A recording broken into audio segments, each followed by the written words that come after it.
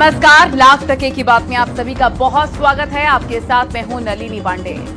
नमस्कार, मैं हूं आपके साथ मेनका चौधरी। तो लाख टके की बात में आज कौन कौन सी खबरें होंगी, सबसे पहले इस पर ही नजर डाल लेते हैं। सबसे पहले बात करेंगे विपक्षी गठबंधन में लगातार सियासी दलों में जारी झगड़े की। राहुल गांधी के ममता बनर्जी पर बाकी सियासी दल दांव लगाते दिख रहे हैं। इसके अलावा बात करेंगे बांग्लादेश में हिंदुओं पर हो रहे अत्याचार के खिलाफ देश में जारी विरोध प्रदर्शन की। ममता बनर्जी ने जहां बड़ा बयान दिया, वहीं बीजेपी ने राहुल और अखिलेश की चुप्पी पर सवाल उठाए हैं। साथ ही आपको बताएंगे समाजवादी पार्टी के बागी विधायकों पर अखिलेश यादव एक्शन कब लेंगे, क्यों अखिलेश इन विधायकों को अभयदान दे रहे हैं। और फिर बात होगी हाईकोर्ट के जज के बयान पर सुप्रीम कोर्ट ने संज्ञान लिया है और रिपोर्ट तलब की है। वहीं दिखाएंगे कैसे जौनपुर में मुस्लिमों ने अपने हिंदू सरनेम रख लिए हैं। खबरें आपको अब विस्तार से दिखाते हैं।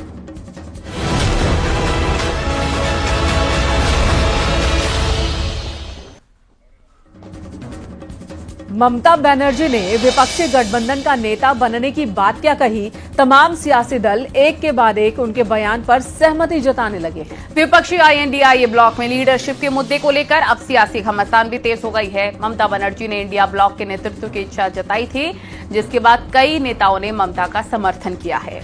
आरजेडी प्रमुख लालू यादव ने भी ममता के नाम का समर्थन किया। एसपी और शिवसेना उद्धव गुट ने भी ममता के नाम का समर्थन किया, लेकिन कांग्रेस ने इस पर आपत्ति जताई। कांग्रेस ने ममता को पश्चिम बंगाल तक सीमित नेता बता दिया है। देखिए रिपोर्ट।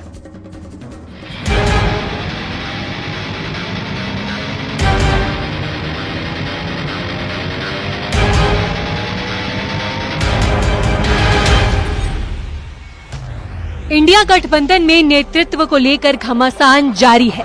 ममता और उनकी पार्टी टीएमसी की ओर से इंडिया गठबंधन के नेतृत्व परिवर्तन की बात कही गई थी और अब ये चर्चा एक स्टेप आगे बढ़ती हुई दिख रही है। टीएमसी की ओर से कहा गया है कि कांग्रेस को अपना ईगो छोड़ना चाहिए। कांग्रेस को समझना चाहिए कि कांग्रेस का लीडरशिप में इंडिया अलायंस फेल हो गया।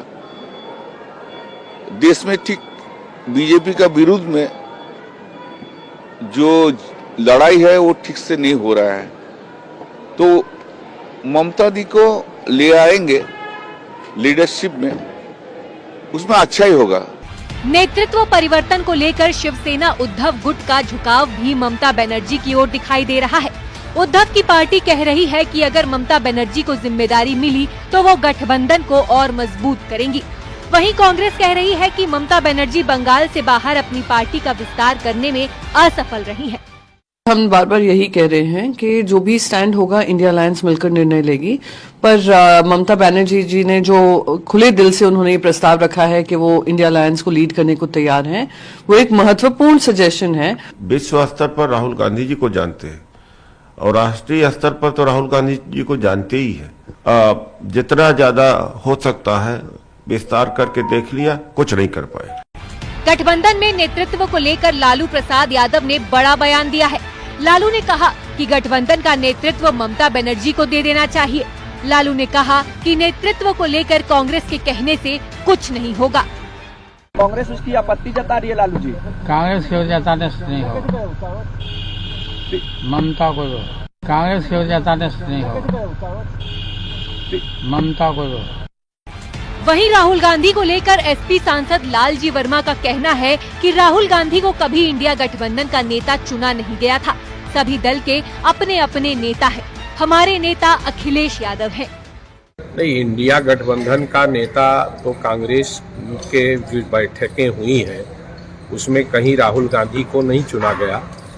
वहाँ पर जो नेता चुना गया था, सभी लोगों ने संयुक्त रूप से एक अभियान चलाया था और मेरी जानकारी के अनुसार कोई नेता चुना नहीं गया था। इंडिया गठबंधन में मचे घमासान ने एनडीए को बैठे बिठाए कांग्रेस पर हमले का मौका दे दिया है। एनडीए और बीजेपी नेताओं का कहना है कि कांग्रेस अपने सहयोगियों के बीच ही भरोसा खो रही है। कांग्रेस का जो विश्वास है वो भी अपने नेतृत्व से डिगा है, गांधी परिवार से डिगा है, लेकिन वो खुलकर नहीं बोल पा रहे हैं। आज जनता के द्वारा भी नकारा गया है और अब उनके सहयोगियों के द्वारा भी नकारा जा रहा है। ये कांग्रेस के जो अक्षम नेतृत्व है उसकी खीज यहाँ पर निकल रही है। इंडिया गठबंधन में ज्यादातर विपक्षी दलों ने राहुल गांधी को गठबंधन का नेता मानने से इनकार कर दिया है। अब देखना ये है कि गठबंधन दल के नेता के तौर पर राहुल गांधी के खिलाफ ममता बनर्जी को लेकर बन रही सहमति कांग्रेस को कितना बैकफुट पर लाती है। न्यूज़ 18 के लिए ब्यूरो रिपोर्ट।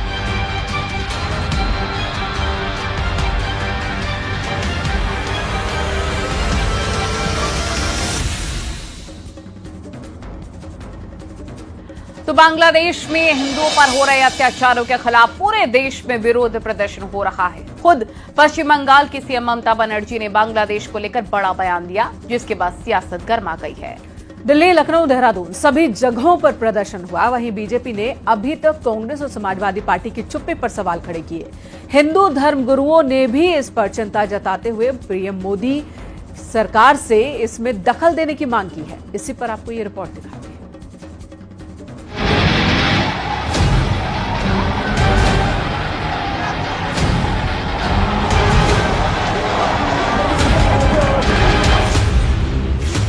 बांग्लादेश में अल्पसंख्यकों पर हो रही हिंसा को लेकर भारत में विरोध प्रदर्शन तेज हो रहे हैं। हिंसा का असर पश्चिम बंगाल, दिल्ली, ओडिशा और असम में देखा जा रहा है। इस बीच पश्चिम बंगाल की मुख्यमंत्री ममता बनर्जी ने बांग्लादेश के मुद्दे पर बड़ा बयान दिया है। आज যারা কেউ কেউ বলছে বিহার দখল করব, উড়িষ্যা দখল করব, আমি বলি ভাই ভালো থাকবেন, সুস্থ থাকবেন, সুন্দর থাকবেন। কিন্তু এত বড় হিম্মত আপনাদের কেন কারো নেই যে বাংলা, বিহার, উড়িষ্যা সব নিয়ে নেবেন আর আমরা বসে বসে ললিপপ খাবো। आप देख सकते हैं कई शहरों की एक साथ तस्वीरें। दिल्ली, यूपी और उत्तराखंड में भी बांग्लादेश में हिंदुओं पर हो रहे अत्याचार को लेकर विरोध प्रदर्शन हुआ। बांग्लादेश में हिंदुओं पर हो रहे अत्याचारों को लेकर लखनऊ में बड़ा प्रदर्शन किया गया। लखनऊ विश्वविद्यालय से हजरतगंज तक विरोध यात्रा निकाली गई। इस्कॉन मंदिर, जैन समाज, बौद्ध समाज के लोग भी इसमें शामिल हुए। आगरा में कथावाचक देवकीनंदन ठाकुर ने बड़ा बयान दिया है। उन्होंने कहा कि बांग्लादेश में सनातनियों और संतों पर अत्याचार करने वाले और बाकी देशों में ऐसा करने वालों का डीएनए एक ही है। बांग्लादेश में हिंदुओं के ऊपर बोल नहीं रहे, मंदिर तोड़े जा रहे हैं। संत महात्माओं को जिनको अरेस्ट किया गया उनके वकीलों को भी कोर्ट में नहीं पहुंचा रहे दिया जा रहा है। आप ये समझ लीजिए इस विचारधारा का डीएनए सेम है। मथुरा में आध्यात्मिक गुरु साध्वी रितंबरा ने कहा कि बांग्लादेश में हिंदुओं पर हो रहे हमले की तस्वीरें विचलित करने वाली हैं। मामला अल्पसंख्यक और बहुसंख्यक का नहीं है, बल्कि मानवता का है। कि हमारे संबंध तभी तक ठीक बने रह सकते हैं जब हमारी भावनाओं का सम्मान होगा, जब हमारी मूल जो धर्म की धारणा है उस पर चोट नहीं होगी। आप छोड़ दीजिए धर्म, मजहब, संप्रदाय, इनको आप अलग करिए। मनुष्यता भी तो कोई चीज होती है, इंसानियत भी तो कोई चीज है। चित्रकूट में जगत गुरु रामभद्राचार्य ने बांग्लादेश में हो रहे अत्याचार को लेकर कहा कि सरकार इससे चिंतित है। इस मुद्दे को लेकर विदेश सचिव को बांग्लादेश भेजा गया है। उम्मीद है जल्द ही कोई हल निकलेगा। अब लगता है कुछ गंभीर होने वाला है। अभी हम लोगों ने विदेश सचिव को भेजा है, आज ही विदेश सचिव वहां पहुंच गए, चर्चा हो रही है। बांग्लादेश में हिंदुओं पर हो रहे अत्याचारों के विरोध में अमरोहा में मिनी स्टेडियम में विशाल धरना प्रदर्शन किया गया। करीब 5000 लोगों ने विरोध प्रदर्शन किया। इसके साथ ही बांग्लादेश में हिंदुओं पर हो रहे अत्याचार की घोर निंदा करते हुए हिंदुओं को एकजुट होने का आह्वान किया गया। प्रयागराज में इलाहाबाद हाईकोर्ट के वकीलों ने सड़कों पर उतरकर अपना विरोध जताया। वकीलों ने इस मौके पर बांग्लादेश के कार्यवाहक राष्ट्रपति मोहम्मद यूनुस का पुतला भी फूंका। वकीलों ने विरोध प्रदर्शन के दौरान केंद्र की मोदी सरकार से बांग्लादेश के मामले को लेकर दखल देने की गुहार लगाई। लगातार जो है वहाँ पे जब से तख्ता पलट हुआ तब से वहाँ पे हिंदुओं पर अत्याचार किया जा रहा है, वहाँ उनकी हत्याएं की जा रही हैं। हम चाहते हैं कि भारत सरकार इस पर हस्तक्षेप करे और इसको चाहे संयुक्त राष्ट्र के माध्यम से हस्तक्षेप करे, चाहे स्वयं भी हस्तक्षेप, क्योंकि हमारा सशक्त नेतृत्व है। नरेंद्र मोदी जी एक सशक्त प्रधानमंत्री हैं। हापुड़ में भी हिंदू समाज के लोगों ने रैली निकालकर बांग्लादेश में हिंदुओं पर हो रहे अत्याचारों के खिलाफ प्रदर्शन किया। इस दौरान हजारों की संख्या में हिंदू समाज के लोग रैली में शामिल हुए। हाथों में बैनर पोस्टर लेकर पूरे शहर भर में रैली निकाली गई। बदायूं में भी हिंदू संगठनों ने अपना विरोध प्रदर्शन किया। इस दौरान बजरंग दल के राष्ट्रीय अध्यक्ष प्रवीण तोगड़िया ने हिंदुओं की सुरक्षा के लिए सख्त कदम उठाने की बात कही। न्यूज़ 18 के लिए ब्यूरो रिपोर्ट।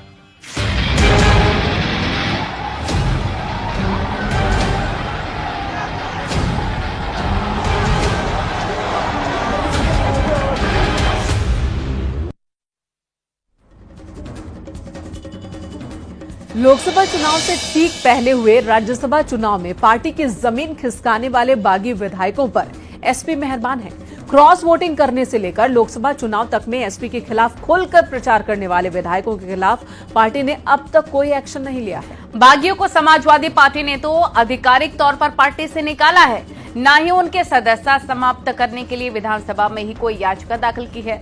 फिलहाल पार्टी का तर्क है कि सदस्यता समाप्त करने के लिए पुख्ता सबूत जुटाए जा रहे हैं।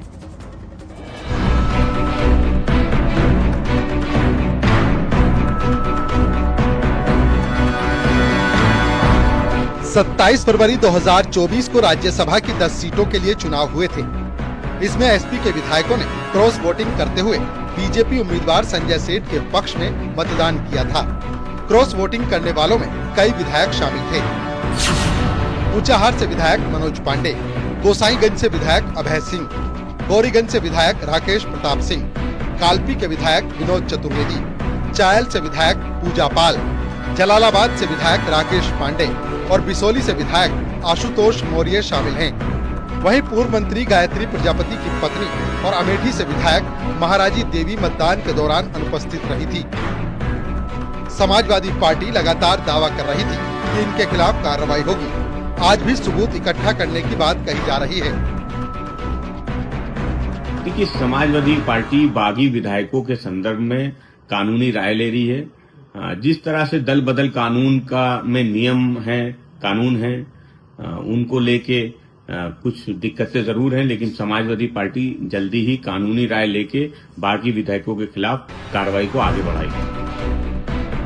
लोकसभा चुनाव के बाद भी बागियों पर कार्रवाई की बात हुई थी, लेकिन मामला ठंडा पड़ गया।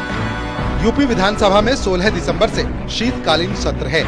महज क्रॉस वोटिंग ही सदस्यता खत्म करने का आधार नहीं बन सकती, जब तक सदस्यों ने सदन के भीतर पार्टी व्हिप का उल्लंघन न किया हो। वहीं पार्टी से बाहर इसलिए नहीं निकाला जा रहा क्योंकि इससे बागी विधायकों को दल बदल कानून के दायरे से बाहर निकलने का एक आधार मिल जाएगा। कांग्रेस के कमजोर होने के कारण वो जमीन समाजवादी पार्टी के लिए बिल्कुल खाली नजर आती है। ऐसे में शायद पार्टी ये नहीं चाहती कि वो अपने बागी विधायक या सांसद या इस तरह के नेताओं के खिलाफ कोई कार्रवाई करके पार्टी के अंदर ही एक और मोर्चा खोल ले, जिससे पार्टी में या तो कमजोरी आए या लोगों में कुछ सुगबुगाहट हो, कुछ लोग पार्टी छोड़ने का मन बना लें। एसपी जिन विधायकों के खिलाफ कार्रवाई चाहती है, उसके लिए वो लोकसभा चुनाव समेत बाकी राजनीतिक गतिविधियों में उनकी भूमिका को आधार बनाएगी। बागी विधायक बीजेपी के राजनीतिक मंचों पर नजर आए थे। हालिया उपचुनाव में भी कुछ विधायकों ने खुलकर प्रचार किया था।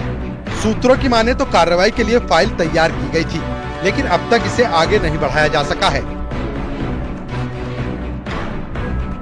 समाजवादी पार्टी अपने बागी विधायकों के खिलाफ कार्रवाई में सुस्त नजर आ रही है। समाजवादी पार्टी ने दावा किया था कि जिन लोगों ने राष्ट्रपति चुनाव में पार्टी के खिलाफ जाकर वोट कास्ट किया है, उनके खिलाफ कार्रवाई की जाएगी। पार्टी दावा करती है कि उन तमाम लोगों के खिलाफ अभी भी सबूत इकट्ठा किए जा रहे हैं, लेकिन सवाल यही खड़ा हो रहा है कि आखिर वो सबूत कब इकट्ठा होंगे और समाजवादी पार्टी कार्रवाई कब तक करेगी। कैमरा पर्सन रवि के साथ अलाउद्दीन, न्यूज़ 18 लखनऊ। और वीएचपी के एक प्रोग्राम में इलाहाबाद हाई कोर्ट के जज जस्टिस शेखर कुमार यादव के विवादित बयान पर सुप्रीम कोर्ट ने संज्ञान लिया है। सुप्रीम कोर्ट ने जस्टिस शेखर कुमार यादव की ओर से दी गई स्पीच को लेकर हाई कोर्ट से डिटेल में इसका ब्यौरा मांगा। वहीं अल्पसंख्यक और बहुसंख्यक को लेकर दिए गए जज के बयानों पर सियासत भी हो रही है। कांग्रेस सांसद ने जज के खिलाफ महाभियोग लाने की बात तक कह दी है। इसी पर आपको ये रिपोर्ट दिखाते हैं।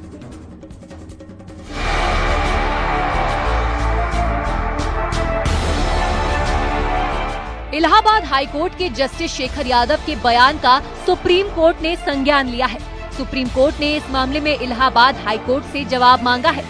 दरअसल विश्व हिंदू परिषद के एक कार्यक्रम में जस्टिस शेखर यादव ने कहा था कि देश बहुसंख्यक के हिसाब से चलेगा। समान नागरिक संहिता के मुद्दे पर जस्टिस यादव ने कहा था कि देश बहुसंख्यक के अनुसार ही चलेगा। आपको जस्टिस यादव का वो बयान सुनाते हैं जिसके बाद सुप्रीम कोर्ट ने संज्ञान लिया। हाई कोर्ट के जज होकर के आप ऐसा बोल रहे हैं। कानून तो भैया बहुत संख्यक से चलता है। परिवार में भी देखिए, समाज में भी देखिए, जहां पर अधिक लोग होंगे जो कहते हैं उसी को माना जाता है। लेकिन जो है जिसे कह लीजिए आप, सब गलत है, लेकिन कहने में गुरेज नहीं है, क्योंकि वो देश के लिए घातक हैं, बिगाड़ने वाले लोग हैं, जनता को बरगलाने वाले लोग हैं, देश आगे न बढ़े इस प्रकार के लोग हैं। उनसे सावधान रहने की जरूरत है। हमारे यहाँ बच्चा पैदा होता है, बचपन काल से उसको ईश्वर की ओर बढ़ाया जाता है, वेद मंत्र पढ़े जाते हैं, अहिंसा के बारे में ले जाया जाता है, तमाम चीजें बताई जाती हैं। लेकिन आपके यहाँ तो बचपन से बच्चे को सामने रख करके वध किया जाता है पशुओं का, तो आप कैसे अपेक्षा करते हैं कि सहिष्णु होगा वो? जस्टिस शेखर यादव के इसी बयान पर सियासी बखेड़ा खड़ा हो गया है। AIMIM, CPIM, PDP और भीम आर्मी ने उनके बयान पर कड़ी आपत्ति जताते हुए कार्रवाई की मांग की है। असुद्दीन ओवैसी ने सोशल मीडिया पर पोस्ट किया कि ये भाषण कॉलेजियम प्रणाली पर आरोप लगाता है और न्यायिक निष्पक्षता पर सवाल उठाता है। VHP के कार्यक्रमों में भाग लेने वाले व्यक्ति के सामने अल्पसंख्यक पार्टी न्याय की उम्मीद कैसे कर सकती है? हालांकि जस्टिस यादव के जो बयान वायरल हो रहे हैं वो आधे अधूरे हैं। उनकी बातें सही हैं या गलत, ये समझने के लिए आपको उनका पूरा बयान सुनना चाहिए। लेकिन जो जिसे कह लीजिए आप, सब गलत है, लेकिन कहने में गुरेज नहीं है, क्योंकि वो देश के लिए घातक हैं, बिगाड़ने वाले लोग हैं, जनता को बरगलाने वाले लोग हैं, देश आगे न बढ़े इस प्रकार के लोग हैं। उनसे सावधान रहने की जरूरत है। ये जो जिनकी हम बात कर रहे हैं सब बुरे नहीं है, वो सब बुरे भी नहीं है। ये जो कृतियां या बुराइयां जो हम आपको बता रहे हैं वो भी मानते हैं ये बुराइयां हैं। वो 4 पत्नियों के पक्ष में नहीं रहते हैं, पत्नी को तलाक, ट्रिपल तलाक के पक्ष में नहीं रहते हैं, बच्चियों को मार दिया जाए इससे पक्ष में नहीं रहते हैं। लेकिन जो जिसे कह लीजिए आप, सब गलत है, लेकिन कहने में गुरेज नहीं है, क्योंकि वो देश के लिए घातक हैं, बिगाड़ने वाले लोग हैं, जनता को बरगलाने वाले लोग हैं, देश आगे न बढ़े इस प्रकार के लोग हैं। उनसे सावधान रहने की जरूरत है। कांग्रेस सांसद दिग्विजय सिंह ने जज शेखर यादव के बयान पर ऐतराज जताया है और इलाहाबाद हाई कोर्ट के जस्टिस शेखर यादव के खिलाफ महाभियोग लाने की बात कही है। 16-17 को राज्यसभा में और उसके पहले लोकसभा में भारतीय संविधान पर चर्चा होने वाली है और वहीं एक इलाहाबाद हाई कोर्ट के जस्टिस शेखर यादव कहते हैं कानून वही करेगा जो बहुमत चाहेगा। ये तो भारतीय संविधान के प्रियम्बल के खिलाफ है। ऐसे व्यक्ति को तो हाई कोर्ट जज कैसे बना दिया गया? उसके खिलाफ तो इम्पीचमेंट मोशन हम लाएंगे। इलाहाबाद हाई कोर्ट के जस्टिस शेखर यादव के बयान पर जहां सियासी घमासान मचा है, वहीं खुद सुप्रीम कोर्ट ने इस पर संज्ञान लेते हुए इलाहाबाद हाई कोर्ट से रिपोर्ट मांगी है। न्यूज़ 18 के लिए ब्यूरो रिपोर्ट।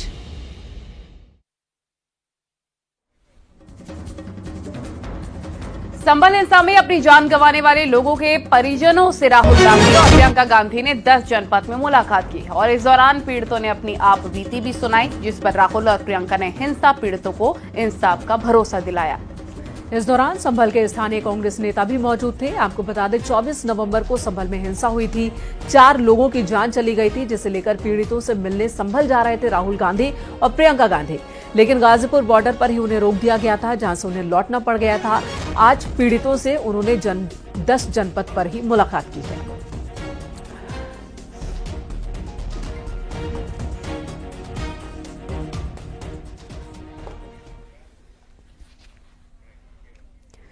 और इसी के साथ यहां रुकेंगे एक छोटे से ब्रेक के लिए। न्यूज़ 18 पर खबरों का सिलसिला लगातार जारी है।